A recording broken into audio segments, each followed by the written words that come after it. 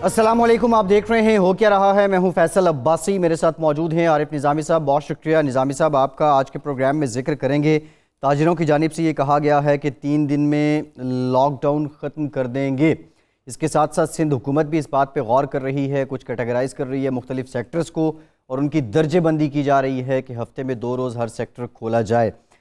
इसके अलावा एक और डेवलपमेंट हुई, ये फैसला किया गया है हुकूमती सतह पे कि रमज़ानुल मुबारक में मसाजिद खुली रहेंगी और आइंदा जुमा बतौर यौम तौबा मनाया जाएगा। इसके अलावा इकॉनमी को लेके भी बहुत सी खबरें हैं, इन डिटेल उस पर भी बात करेंगे। लेकिन निज़ामी साहब, इस वक्त जब हम गुफ्तगू कर रहे हैं, जो कल का दिन गुजरा है, पिछले 24 घंटे गुजरे हैं, पाकिस्तान में कोरोना के मर्ज़ को लेके ख़ासे तशवीशनाक हैं। 8000 से ज़ायद केसेस जो हैं वो अब तक रजिस्टर्ड हो चुके हैं।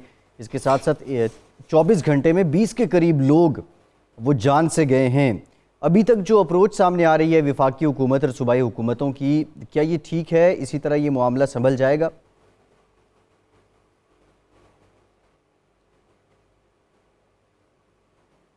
जी निज़ामी साहब, आपको मेरी आवाज़ आ रही है? जी जी निज़ामी साहब।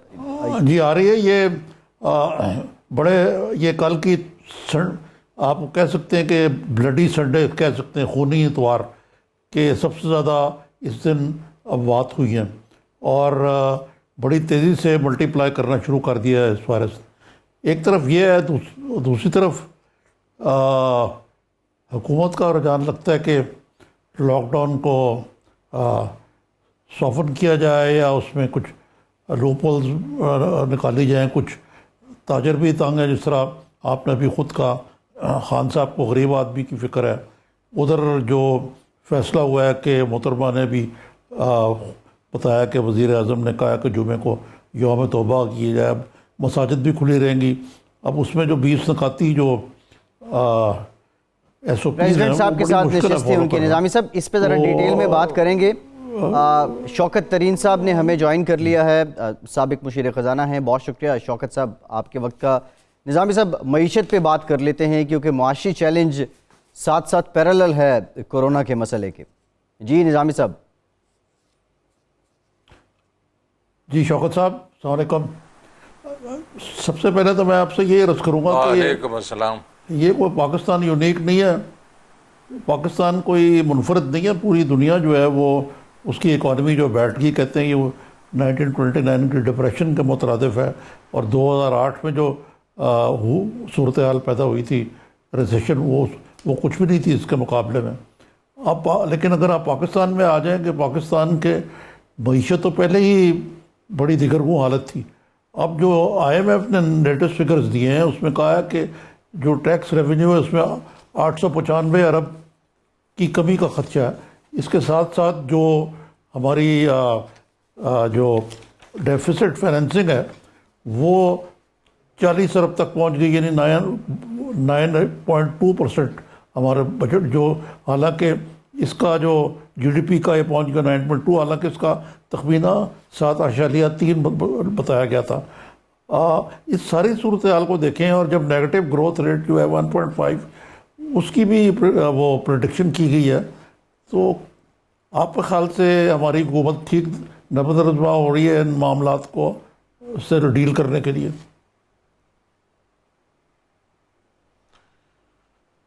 बिस्मिल्लाहिर्रहमानिर्रहीम।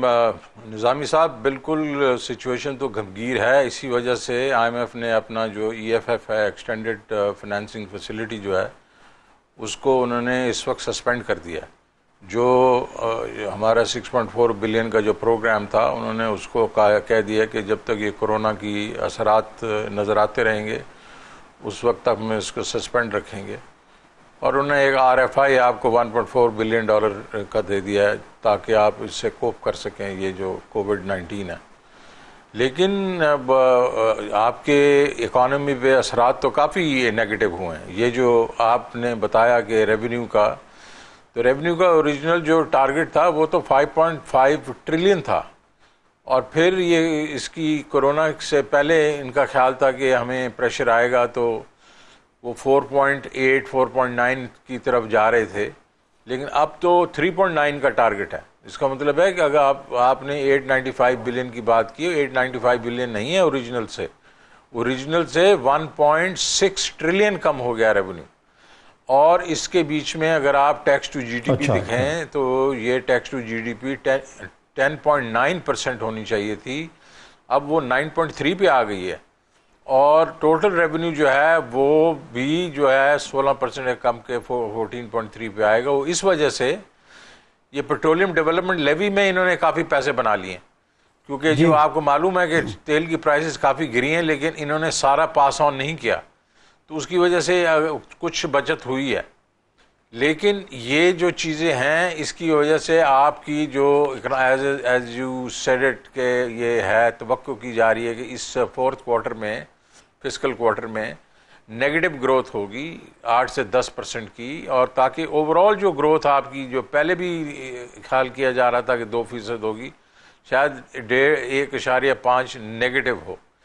तो ये काफ़ी एक किस्म से असरात जो हैं वो नेगेटिव हैं। और इसमें हुकूमत ने ये भी तय किया है कि जो PSDP है जो कि 1.4 ट्रिलियन थी, उसको कोई 950 बिलियन पे लेके आ गए। सो इससे इकोनॉमिक एक्टिविटी सफ़र करेगी। जी तो शौकत साहब, ये जो सारी सूरत हाल आप बता रहे हैं कि अगर आप एक तरफ आप कह रहे हैं कि अपने तामीराती सरगर्मियाँ जो हैं उनको तकवीत देनी है, पैकेज दे दिया है, टैक्स रिलीज दे दिया है, बल्कि कहा जाए कि जो ऑर्डिनेंस आ रहा है जो अभी नाफिज नहीं हुआ लेकिन वो उन्होंने उसको आम कर दिया गवर्नमेंट ने कि ये टैक्स एमनेस्टी की एक दूसरी स्कीम होगी। तो एक तरफ तो आप कंस्ट्रक्शन इंडस्ट्री को तकवीत देने की कोशिश कर रहे हैं और इनको वेलकम किया कंस्ट्रक्शन इंडस्ट्री के स्टेक होल्डर ने, और कहा है कि रमज़ान के बाद इसमें कुछ काम शुरू होगा। लेकिन एक तरफ आप PSDP जो है उसको तो स्लैश कर रहे हैं, दूसरी तरफ कंस्ट्रक्शन इंडस्ट्री को आप रियायत दे रहे हैं, ये थोड़ा सा तजादात नहीं है? नहीं, PSDP तो इनकी अपनी जेब से खर्च होता है ना। कंस्ट्रक्शन इंडस्ट्री में उन्होंने 3-4 चीज़ें कही हैं जो कि बड़ी मतलब ये अच्छी चीज़ें हैं। पहली उन्होंने कहा है कि नो क्वेश्चन आस्क्ड, अगर प्रोजेक्ट जो हैं वो इस दिसंबर 2020 से पहले स्टार्ट हो जाते हैं, एग्जिस्टिंग वाले भी, और 2020 से पहले जो अनाउंस होते हैं उसके ऊपर अगर आपने कुछ सरमायाकारी की है तो आपसे ये पूछ नहीं की जाएगी ये टैक्स, ये पैसे कहाँ से हैं। दूसरा उन्होंने कहा दिया फिक्स्ड इनकम टैक्स जो है लगेगा इस इंडस्ट्री पे 2022 तक। ये भी एक यही डिमांड थी कंस्ट्रक्शन इंडस्ट्री की, हाउसिंग इंडस्ट्री की। तीसरा उन्होंने कहा कि ये पाकिस्तान हाउसिंग जो है नया पाकिस्तान हाउसिंग अथॉरिटी का जो प्रोजेक्ट्स हैं जो 1 लाख घर बना रहे हैं और वो लो इनकम ग्रुप्स के होंगे, जैसे 15 लाख रुपए का घर होगा, उसमें जो पार्टिसिपेट करेगा तो उस पर जो टैक्स बनेगा भी सही फिक्स वो इनकम पे, उसका भी 90% जो वेव हो जाएगा।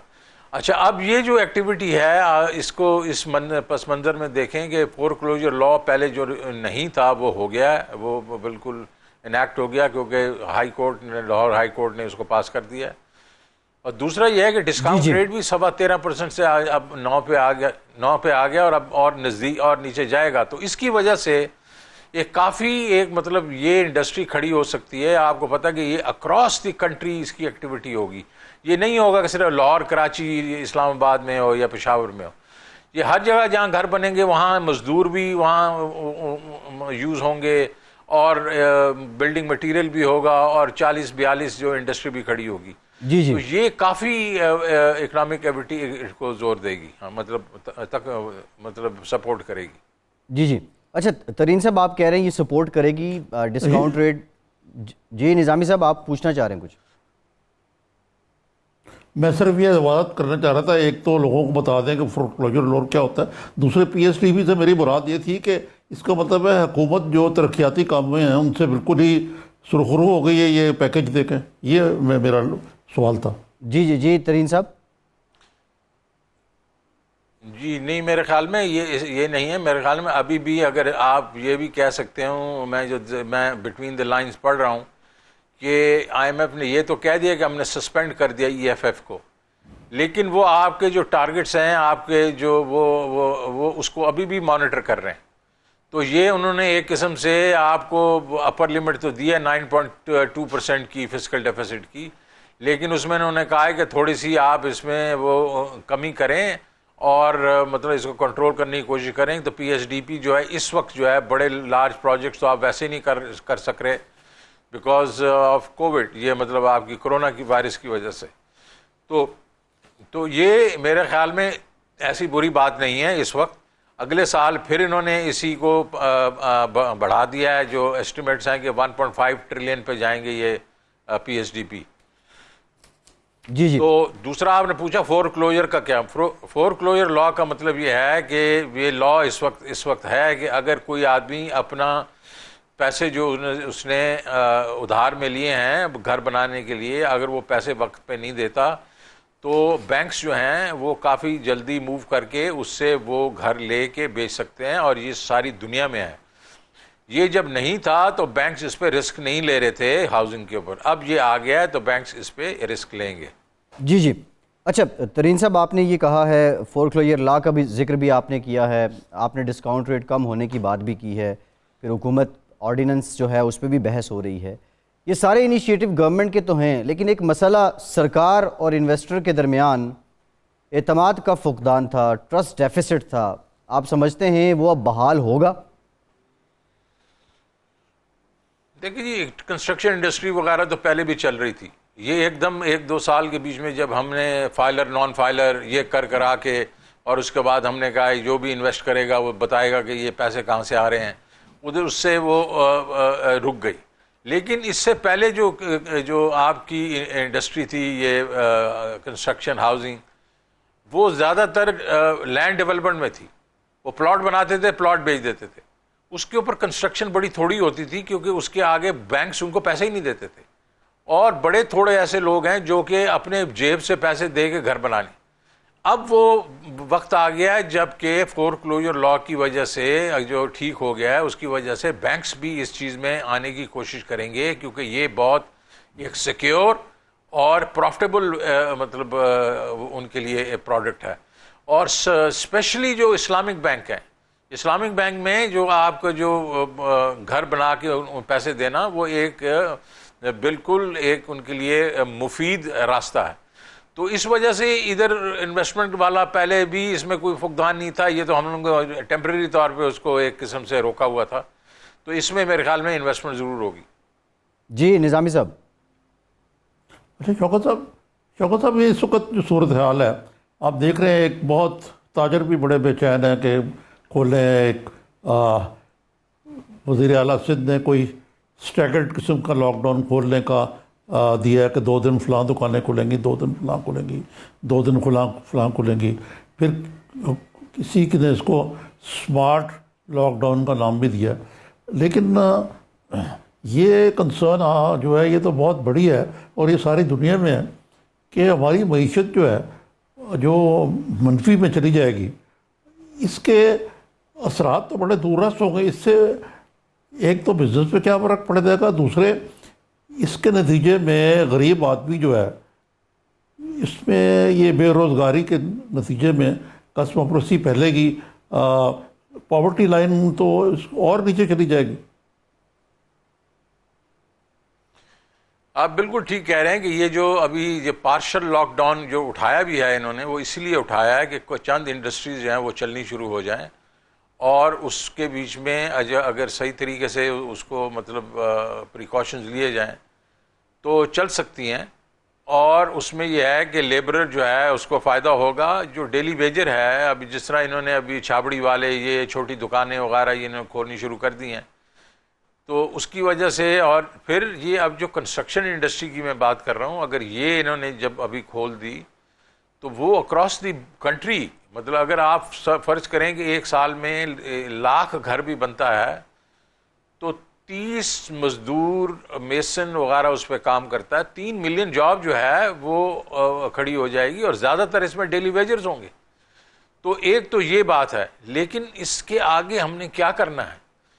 डेफिनेटली हमें ये करना होगा कि हमें जो कि हमारी डोमेस्टिक इंडस्ट्री है उसके ऊपर हमें ज़ोर देना होगा, बिकॉज एक्सपोर्ट्स जो हैं वो ऊपर जाते जाते टाइम लगाएगा, और हमारी डोमेस्टिक इंडस्ट्री और रिटेल पे हमें तवज्जो देनी पड़ेगी। इसका मतलब है कि हो सकता है हमें ये जीएसटी को नीचे लाना पड़े, जी जी, जो स्पेशली हमारे रिटेल आइटम्स हैं। लेकिन एक और चीज मैं जो कहना चाह रहा हूं वो है कि आपको हो सकता है डिस्काउंट रेट भी और नीचे लेके जाना पड़े जी। तो ये भी, और फिर आपको ये करना पड़ेगा, पीएसडीपी को तो और ज्यादा बढ़ाना पड़ेगा, और सी पैक को फिर से रिवाइव करना पड़ेगा। बिकॉज सी पैक जो है वो आपके पास बाहर से पैसे आ रहे हैं और वो जनरेट कर सकते हैं इनकम और आपकी इकॉनमी को बढ़ा सकते हैं। ठीक है, एक ब्रेक लेते हैं। ब्रेक के बाद आपसे तरीन साहब यही जानेंगे कि जीएसटी का आपने जिक्र किया और जो इनडायरेक्ट टैक्सेस हैं उसको कम कैसे किया जा सकता है। हमारे साथ रहिए।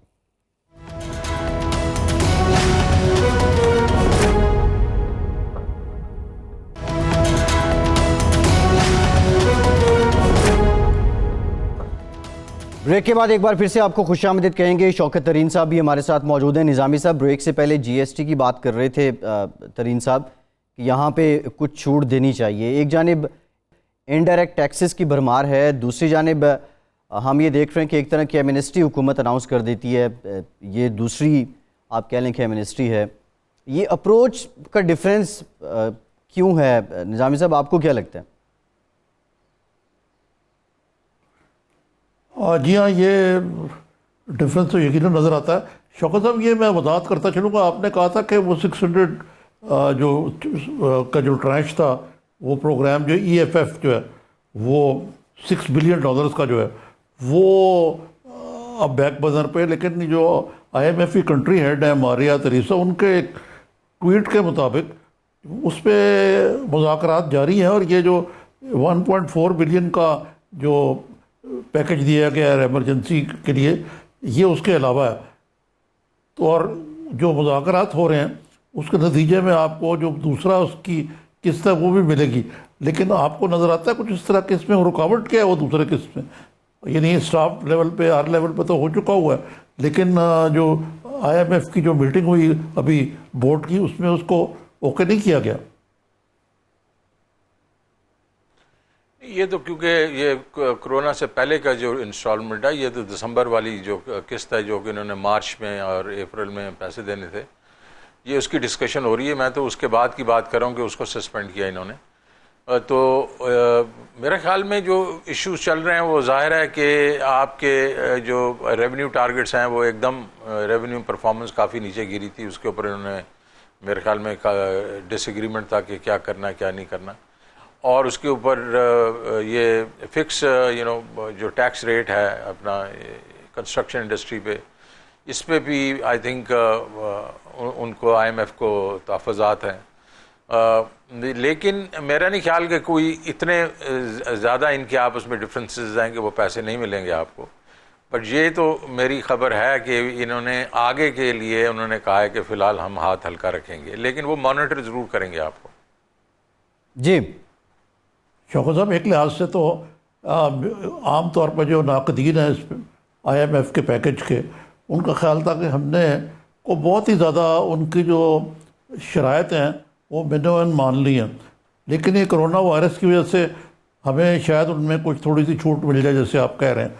मसलन अगर आप यही ले लें, ये जो बहुत क्रिटिसिज्म इस पर हुआ कि 13 कितना था ये रेट, 12.5 था सबसे पहले, या कितना था पॉलिसी रेट जो है? कौन सा जी? डिस्काउंट रेट की बात कर रहे हैं, 13.25 था। 13.25। अब वो 4 दफ़ा एक महीने में उसको कम, अब 4 दफ़ा उसको 13.2, अब 4 दफ़ा आप उसको कम किया इन्होंने एक महीने में। ये ज़िद जो थी ये कितनी महंगी पड़ी है पाकिस्तान की इकॉनमी को? देखिए जी, बात तो सिर्फ ये है कि आप अपने आप को ले जाएं वापस अप्रैल 2019 में, तो आप के पास चॉइस ही कोई नहीं थी कि IMF के पास जाएं, तो जाना तो था ही। और उस वक्त अगर आप पॉलिटिकल जो वो एनवायरनमेंट देखें तो पॉलिटिकली हम जो लाइन थी उसके दूसरी तरफ थे। जो पावर्स टू बी हैं, अमेरिका वगैरह, वो सिंपैथेटिक पाकिस्तान के साथ नहीं थे। तो इसलिए उन्होंने बहुत सख्त कंडीशंस रखी थी, अगर आना है तो भाई, क्योंकि वो रोक नहीं सकते, वो IMF जो है वो कोई किसी को भी नहीं रोक सकते, वो ईरान को भी नहीं रोक सकते, लेकिन ये है कि फिर वो कंडीशंस जो हैं वो सख्त कर देते। तो इस दफ़ा उन्होंने यही किया कि फ्रंट लोड कर दी, हर चीज़ को फ्रंट लोड कर दिया। जब मैंने किया था वो मेरे वक्त भी बहुत बुरे थे उस वक्त 2008 में, लेकिन उस वक्त ये पावर्स टू बी हमारे साथ कोऑपरेट कर रही थी, तो हमने फ्रंट एंड अप फ्रंट हमें जो है 40% जो है मिल गया था पैसे किसी चीज़ को किए हुए। अब तो उल्टा हो गया, उन्होंने कहा कि नहीं जी करेंगे भी सही और बड़ी सख्ती से करेंगे। इसमें कुछ चीज़ें हमने जो की वो मेरे ख्याल में हमें अगर ज़रा थोड़ा स्टैंड लेते तो वो बेहतर हो सकती थी, जिसमें ये डिस्काउंट रेट है हमारा उस वक्त जो है, इन्फ्लेशन जो थी वो तकरीबन 10% से कम थी, हमारी कोर इन्फ्लेशन 8% थी, हमने 13.25 कर दिया उसको। तो बाद में इन्फ्लेशन बेशक गई है, उसको गई है 12%, 13%, 14 पे भी गई है, लेकिन वो फूड इन्फ्लेशन थी, वो टेम्परेरी होती है। तो एक तो ये हमें उस वक्त ज़रा सख्ती करनी चाहिए थी, लेकिन अभी भी इसी चीज़ की वजह से कोर इन्फ्लेशन अभी भी जो आपकी है, जिसको नॉन फूड इन्फ्लेशन कहते हैं और जो बाकी एसेंशियल्स होते हैं उसकी, तो वो जो अभी भी 8% पे है और रूरल एरियाज में 9 पे है। तो ये अभी इसको देखा जाए कि ये ऑयल प्राइसेस की वजह से और सप्रेस होगी, तो हम इस पे अभी भी और रिस्क ले सकते हैं डिस्काउंट रेट के ऊपर। जी अच्छा तरीन साहब, ये जो आप साहब ये एक तरफ डिफेंस रेट्स है, एक तरफ डिस्काउंट रेट जो है ये कम होता जा रहा है जैसे आप कह रहे हैं, दूसरी तरफ रुपए की कदर जो है बहुत गिर गई है। तो इस लिहाज से तो देखा जाए तो ये एक तरफ तो लोकल इन्वेस्टमेंट को कुछ इन्वेस्टमेंट करनी चाहिए, दूसरे एक्सपोर्ट्स को जो इम्पेटस मिलना चाहिए वो क्यों नहीं मिल रहा। जैसे आपने कहा ये बड़ा लॉन्ग टर्म मामला है, यकीनन ऐसा ही है। और बाज़ माहरीन तो कहते हैं कि जब इंटरेस्ट रेट लो था नवाज शरीफ के दौर में, तब भी एक्सपोर्ट जो थी वो मुंजमद एक जमूद का शिकार थी। तो ये क्या वजह है कि हमारी एक तो एक्सपोर्ट से बढ़ती, दूसरे ये बताएं कि आप एक बैंकर हैं, आप बैंकिंग के पर्सपेक्टिव से कि जो क्रेडिट का स्क्वीज़ है वो इस आपको उसमें कुछ बेहतरी आएगी कि आप सनतों को और बिजनेस को कर्जे दे सकें। आपने 3-4 सवाल इकट्ठे पूछ लिए, तो मैं मेरे ख्याल में कोशिश करूंगा इनका जवाब दूं। पहली बात तो यह है कि ये जो आपका डिस्काउंट रेट की गिरने की वजह से आपका ख्याल है कि ये जो हमारी जो आउटफ्लो हुई है फॉरेन एक्सचेंज की, वो उसकी वजह से नहीं हुई। वो ज़रूर हुई है, जो हॉट मनी आई थी वो निकली है उसकी वजह से, लेकिन ज़्यादातर जो है ये हमारा जिस तरीके से देखा जाए तो आउटफ्लो इतनी नहीं हुई जितनी कि बाकी मुल्कों में हुई है। हमारी 7-8% जो है वो डिप्रिसिएशन डिवैल्यूएशन हुई है, और वो इसलिए हुई है कि ये कोविड की वजह से जो अभी वो फ्लाइट ऑफ कैपिटल जाता है सेफ्टी की तरफ, तो डॉलर की तरफ चला गया, तो उससे हमारे उस रुपए पे पहले प्रेशर पड़ा, अब वापस आ गया 163 पे आ गया, 170 को टच किए हुए। दूसरा इसका इफेक्ट जो है वो एक्सपोर्ट्स पे जो है, अगर जो हमारी एक्सचेंज रेट पॉलिसी थी वो ठीक थी कि उन्होंने मार्केट बेस रखा था। अगर आप देखें तो एक्सपोर्ट्स ने आहिस्ता आहिस्ता बढ़ना शुरू किया था, लेकिन फरवरी मार्च के बीच में, फरवरी में 13% एक्सपोर्ट बढ़ी है, और मार्च के पहले 15 दिन में 15% एक्सपोर्ट बढ़ी थी बिफोर कोरोना ने हिट किया ना। नवाज शरीफ की हुकूमत के बीच में इशू ये था कि जो हमारा रुपया जो होना चाहिए था 120-125, क्योंकि उस वक्त भी आपको मालूम होगा 2014 के बीच में ऑयल प्राइसेस गिरी थी और फ्लाइट टू सेफ्टी हुई थी, पूरी दुनिया की करेंसी डिप्रिशिएट की थी डॉलर के अगेंस्ट। हम वाहिद मुल्क थे जिसने कहा नहीं जी हमारी करेंसी डिप्रिशिएट नहीं करी, हमने आर्टिफिशियली अपनी करेंसी को 105 पे रखा, पाल के 96 पे लेके चले गए। उससे हमारी जो है एक्सपोर्ट को बहुत ज्यादा झटका लगा थी। बिल्कुल, और उसमें मैं ये कहूंगा डार साहब के अलावा बिल्कुल थी, और उसमें मियाँ साहब, बड़े मियाँ साहब भी इस चीज़ को पसंद करते थे कि रुपया जो है मजबूत होना चाहिए। हालांकि तो ये अब आप तीसरा आपने सवाल किया कि क्या बैंकों में लिक्विडिटी है। मेरे ख्याल में बैंकों के बीच में ये अब जो रीस्ट्रक्चरिंग हुई है उससे जो है लिक्विडिटी थोड़ी कम होगी, लेकिन उसके अलावा इन्होंने अपने रिजर्व रिक्वायरमेंट्स में कमी की है, फॉरेन करेंसी में इन्होंने जो कैपिटल जो है उसकी जो हमारा जो कैपिटल के बफर्स होते हैं उसमें कमी की है, और स्टेट बैंक जो है वो इंजेक्ट कर रहा है लिक्विडिटी बारहा। तो मेरा नहीं ख्याल कि और बैंक्स वैसे भी एक्सेस लिक्विडिटी पे बैठे हुए थे, तो मेरा नहीं ख्याल कि बैंक्स को इसमें कोई मसला आएगा। जी जी। अच्छा तरीन साहब, आपने पहले कहा कि IMF जो है इन हालात में भी मॉनिटर कर रहे हैं जो उसका क्राइटेरिया और टर्म्स एंड कंडीशंस डिसाइड हुई। अब ये जो हालात हैं, जो इंडिकेटर्स हैं, एक्सचेंज रेट, डिस्काउंट रेट, ये सब, और मौजूदा कोरोना की आड़ में जो हालात पैदा हो गए हैं, आप नहीं समझते ये सब हालात IMF हो या दीगर फोरम हो जहाँ से पाकिस्तान ने कर्जे लिए हुए हैं उनके सामने रख दिए जाएं और अपनी आहो बुका उनके सामने की जाए कि भाई अब हम इस पोजीशन में नहीं हैं, तो कुछ मज़ीद रिलीफ मिल सके डेफर्ड पेमेंट के अलावा कोई और रिलीफ? और क्या IMF का इख्तियार भी है, मैंडेट है कि वो कर्ज माफ़ भी कर सकते हैं? IMF तो कभी कर्जे नहीं माफ़ करता, लेकिन दूसरी जो है G20 ने ये आपको कहा है हमारे ख्याल में अगले 12 महीने के जो हमारी पेमेंट्स हैं 10 से 12 बिलियन, उसको आगे वो रिस्केड्यूल कर देंगे, 2 साल के लिए आगे ले जाएंगे और उसके बाद पेमेंट 3 साल और होगी। तो वो हमारे लिए काफ़ी ठीक ठाक रिलीफ होगा। बाकी ये है कि देखें, मेरा नहीं ख्याल कि जो कोरोना जो है वो ज़्यादा देर चलेगा, तो रिवाइव होते होते 1-2 साल ही लगेंगे, तो उस वक्त तक हम वापस अपने पैरों पे खड़े हो जाएंगे। जी निज़ामी साहब। शौकत साहब, ये शेख रशीद ने एक बड़ी अनोनी बात की कि अगर ये हमें IMF की तरफ से जो इमरजेंसी हमें रिलीफ मिली, ये ना मिलती तो हम डिफ़ॉल्ट कर जाते। और ये इमरान खान साहब का कमाल है कि उन्होंने पाकिस्तान को डिफ़ॉल्ट से बचा लिया। क्या एक ज़िम्मेदार वज़ीर को ऐसी स्टेटमेंट देनी चाहिए? शेख रशीद साहब मेरे दोस्त हैं, मैं उस पर कमेंट नहीं करूंगा, लेकिन मेरा नहीं ख्याल कि ये इकोनॉमिक्स की जो इकोनॉमिक की थ्योरी जो उनकी है वो उसके कुछ सॉलिड फुटिंग्स हैं। जी जी, बहुत शुक्रिया शौकत तरीन साहब, बहुत शुक्रिया आपके वक्त, आप हमारे साथ मौजूद थे। एक ब्रेक लेते हैं, ब्रेक के बाद जब वापस आएंगे कुछ सियासी मामलात का जिक्र भी करेंगे। शहबाज शरीफ साहब को 22 अप्रैल को नैब ने फिर तलब कर लिया है, क्या वो पेश होंगे, इससे मुतालिक भी बात करेंगे। हमारे साथ रहिए।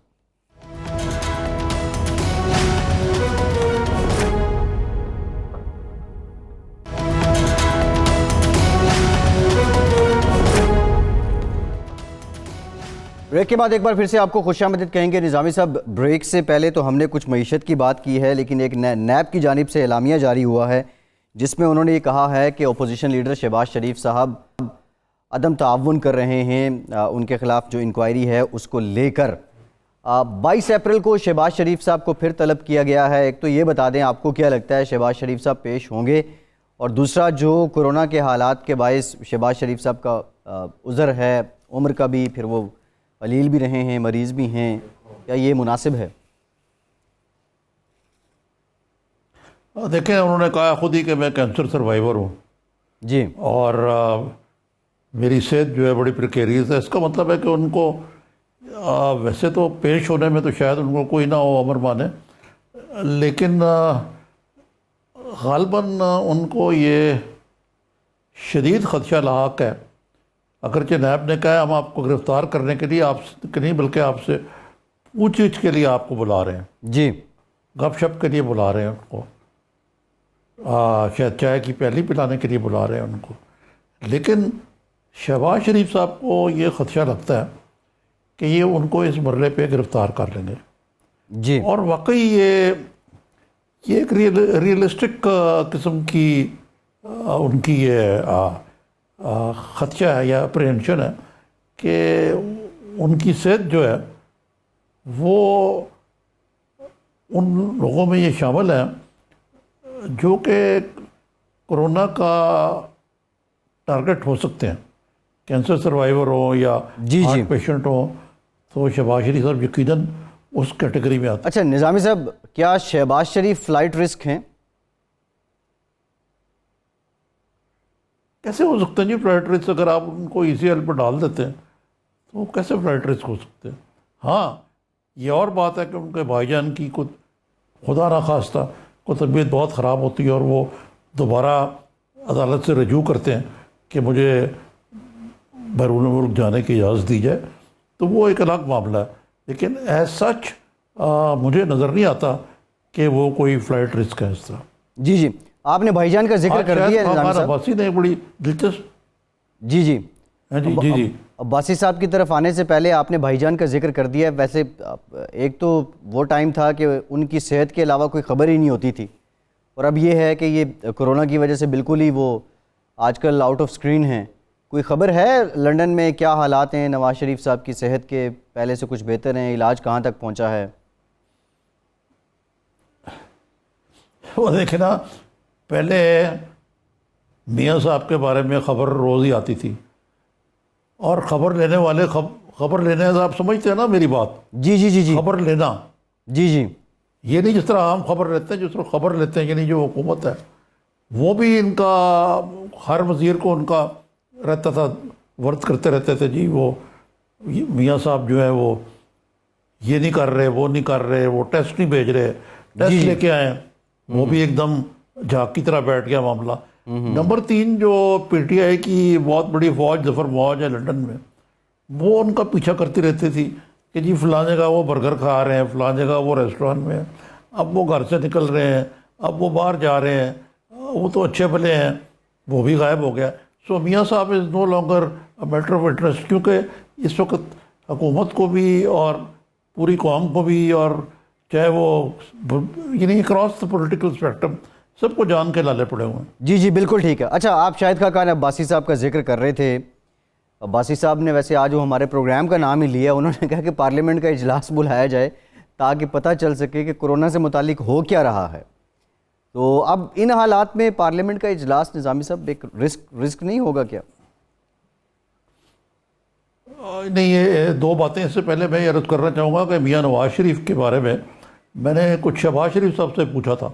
जी जी। तो उन्होंने कहा कि जी फ़िलहाल वो कोरोना वायरस की वजह से सारी जो हेल्थ सर्विस है और जो हेल्थ का शोबा है वो उस तरफ लगा हुआ। तो मियाँ साहब को की जो सर्जरी होनी थी और जो इन्वेजिव प्रोसीजर होना था वो फ़िलहाल उसको मुखर कर दिया। लेकिन इससे ये भी बात पता लगती है कि मियाँ साहब का केस अगरचे है कॉम्प्लिकेटेड, लेकिन ऐसी कोई एमरजेंसी वाला भी केस नहीं, क्योंकि एमरजेंसी में जो कुछ होगा वो तो फिर चाहे कोरोना कुछ हो, बरतानिया में जो हेल्थ सर्विसेज है, ख़ास तौर पर जो निजी शोबे में जो प्राइवेट शोबा है, वो तो वहाँ 10 मिनट की भी देर नहीं लगाएंगे और उनको दाखिल करके वो कर देंगे कि उनकी ज़िंदगी को बचाना है। जी जी। तो ये भी एक बात जो है ये काबिल गौर है अभी कि अब उनको मेरे ख्याल से तकरीबन कितने महीने हो गए हैं अभी, 5 या 6 महीने हो जाएंगे अगले। जी जी। अगले महीने उनको। तो ये निज़ामी साहब एक नई बहस जन्म ले लेगी जो बात आपने कर दी है। क्या ये जो आपने कहा ना काबिल गौर है, दूसरे मानों में मतलब मुबहिम है उनकी बीमारी की संजीदा नौयत होना या बहुत गंभीर होना, तो इसके बाद फिर से एक नहीं, मैं बिल्कुल नहीं कह रहा जी। बीमारी संजीदा है, यकीनन उनकी संजीदा है, लेकिन कोई एमरजेंसी वाली बात नहीं लगती है। मैं कह रहा हूँ देखिए ना, आप एमरजेंसी तब होना जब चले जी उनको चेकअप के लिए अस्पताल में दाखिल किया जाए, वो भी एक दिन के लिए नहीं किया गया। मैं इसलिए कि थोड़ा सा खुद मैं भी एक बाईपास का ही तो बताया आपको कि बरतानिया में मैंने कराया, इसलिए मैं थोड़ा सा मुझे इल्म है इन चीज़ों का। वो टेस्ट जो है वो यकीनन वो उन्होंने हार्ले स्ट्रीट से कराए होंगे, लेकिन वो भी ऐसे कि गए जाके खून दिया या जो भी नमूना दिया और आ गए। कोई और अगर कोई, लेकिन जो एंजियोग्राफी जैसा जो इन्वेजिव टेस्ट है वो तो अभी तक हुआ नहीं उनका, जिसकी बेसिस पे उनके बाकी, क्योंकि एंजियोप्लास्टी की अगर ज़रूरत हुई या जो भी ज़रूरत हुई उसकी बेसिस पे होगा वो, क्योंकि उनकी आर्टरी एक दफ़ा बर्स्ट कर चुकी हुई है, इसलिए वो एक बड़ा नाजुक है। फिर उन्होंने आगे जाना था बैरून मुल्क, वहाँ से जर्मनी या अमेरिका, जो उनकी करोटेड आर्टरी है, यानी ये जो होती है इसकी ये बड़ा एक, ये भी एक बड़ा पेचीदा सर्जरी होती है, ये भी उन्होंने करवानी है। तो वो एक लिहाज से हैं साहब फराश हैं, अलील हैं, लेकिन इतने भी नहीं कि उनको फौरी तौर पे को एमरजेंसी और अल्लाह ना करे कि उनको एमरजेंसी जी की सूरत हाल पेश आए। जी जी। शाहिद साहब का जो मुतालबा है इजलास बुलाया जाए असेंबली का। जी, ये तो 2 चीज़ें आपने कर दी ना। शाहिद साहब ने एक तो बड़े वो बरसे हैं, वो कहते हैं नैब के पास कुछ होता नहीं है, ये बुला के कहते हैं जी क्या हाल है, की हाल है, ठीक ठाक है, और सुनाओ, गपशप करके कहते हैं जी हमने इंक्वायरी कर ली। वो कहते हैं कि जी आप कैमरा लगा के दिखाएं, देखें कि वो शहबाज शरीफ से क्या पूछना चाहते हैं। जी जी ये कहा है ना उन्होंने। जी जी बिल्कुल ऐसा है, सवालनामा दिखाएं नैब का आवाम तो को। इसका वो हाँ, वो शायद कासिम अब्बासी साहब जो हैं वो नैब की क्रेडिबिलिटी कोई, क्योंकि वो खुद भी तो उसी गर्दाब में फंसे हुए ना, शायद खान अब्बासी साहब। जी जी तो वो नैब की क्रेडिबिलिटी को अंडरमाइन कर रहे हैं, जो यकीनन ये बहुत सारे लोगों ने कहा है मुझे, मसलन इकबाल लड़ने बाद भी बाहर आए हैं, वो कहने लगे मुझसे कुछ पूछा ही नहीं। तो ये कोई वाकई कोई बात में समझ नहीं आती कि आप फिज़िकल रिमांड लिए जा रहे हैं, फिर जुडिशल रिमांड हो रहा है और खोदा पहाड़ और निकला चूहा। लेकिन इस मामले में शहबाज शरीफ के मामले में नायब हुकाम कहते हैं कि हम अब अपनी जो इंक्वायरी शहबाज शरीफ साहब के बारे में उसको मंतकी अंजाम तक पहुँचाने वाले हैं, जिसके लिए हमें शहबाज शरीफ से मुलाकात ज़रूरी है। दूसरी तरफ शहबाज शरीफ साहब कहना है कि जो मुझ अव्वल तो मैं उनको सारी मालूमात दे चुका हूँ, लेकिन कोरोना वायरस की वजह से बहुत सारी चीज़ें जो हैं वो शट डाउन है, जो मैं फराहम नहीं कर सकता। नहीं तो मेरी तो तजवीज़ ये होगी कि जनाब आप बजाय शहबाज शरीफ को जाने के उनके घर चले जाएं, उनसे चाय पिए, गपशप मार के उनसे जो पूछना ही है ना। को ज़रूरत नहीं कि नैब के हुकूमत खाने में लेके जाए उनको। निज़ामी साहब अब वो घर चले जाते हैं, वैसे तो वो हमज़ा को लेने भी घर गए थे, फिर पूरे पाकिस्तान ने देखा सीढ़ियाँ लगी और हमज़ा साहब नहीं देखे ना, अगर आप एक जेंटलमैन एग्रीमेंट के साथ जाते हैं, जी जी जी उसमें तो कोई हर्ज नहीं है ना। हाँ ये शहबाज साहब ये तो नहीं कह रहे कि मैं तावन नहीं करूँगा, वो तो अपनी कोई।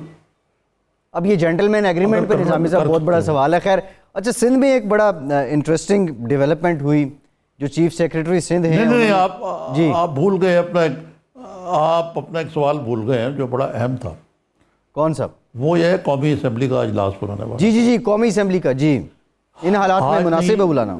जी मैं बताऊँ आपको, आप इन हालात को तो एक तरफ रख देना, आपने बजट पास कराना है कि नहीं? ऑब्वियसली होना है बजट पास।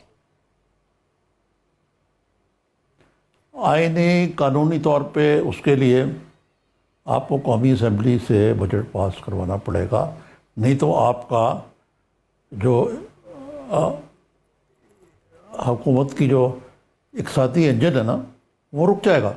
जी जी जिस तरह आपको याद है ना कि कई दफ़ा अमेरिका में एक दो हुआ कि शट डाउन हो गया। जी जी इसलिए कि कांग्रेस में रिपब्लिकन ने तावन नहीं किया डेमोक्रेटिक के साथ ओबामा के दौर में, तो वो गवर्नमेंट का शट डाउन हो जाता है। वो प्रेसिडेंशियल सिस्टम है करके। जी जी यहाँ भी ये गवर्नमेंट का शट डाउन हो जाएगा। एक तो ओबामा एक शट डाउन, तो इसका मतलब एक कोरोना है और ऊपर से शट डाउन, इसलिए इजलास बुलाना ज़रूरी है।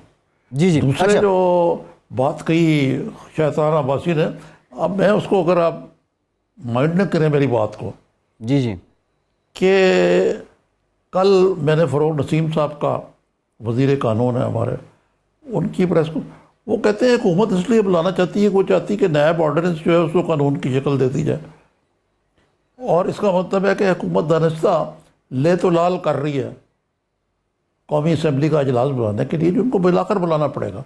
जी जी अब इसमें जो ये अमर माने आ सकता है कि SOPs क्या हो।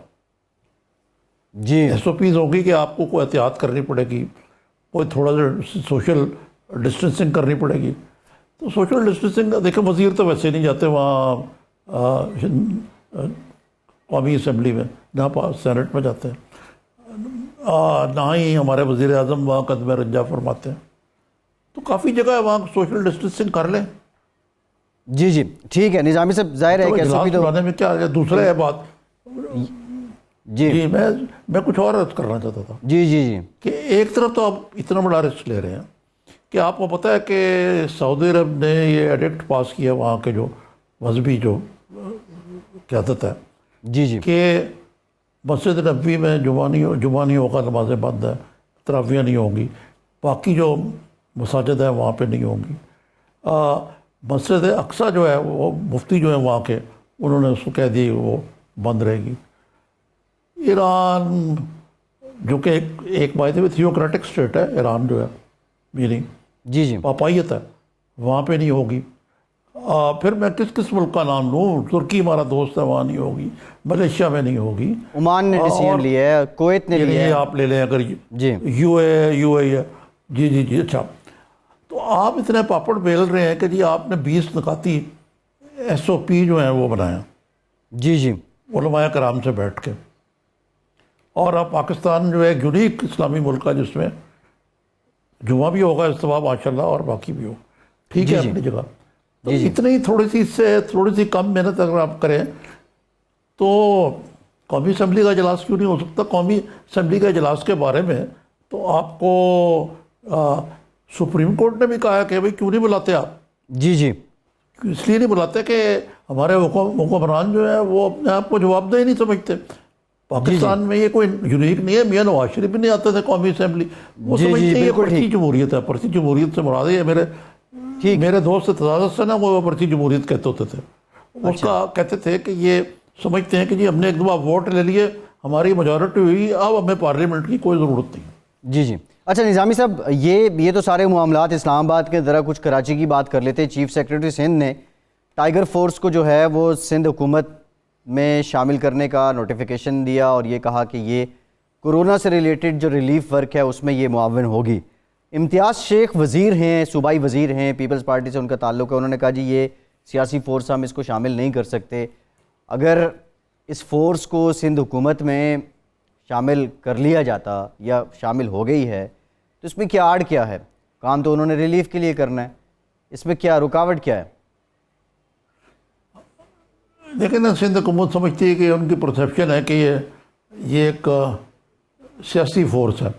अब ये जिस तरह खान साहब वो लोग हमारे सदर ममलकत और खान साहब जिस तरह